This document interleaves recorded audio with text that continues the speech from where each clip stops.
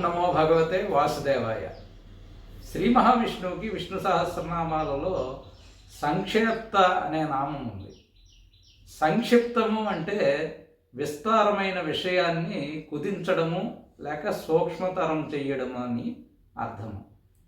ఈ విస్తారమైన సమస్త జగత్తును పరమాత్మ మహాప్రళయ సమయంలో సూక్ష్మతరం చేసి తనలో లయం చేసుకుంటాడు.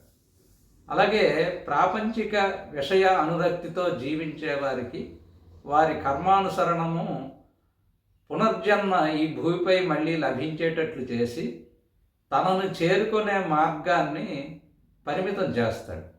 అలాగే నివృత్త ధర్మముతో తననే ఆరాధించి తననే ధ్యానించి నిరంతర అభ్యాసముతో ముముక్షత్వాన్ని కోరుకునే సాధకులకు తన యొక్క సాన్నిధ్యాన్ని కూడా అనుగ్రహించేవాడు పరమాత్మయే. ఈ విశిష్టమైన కారణం వలన పరమాత్మని సంక్షేప్త అని అనడం జరిగింది. స్వస్తి.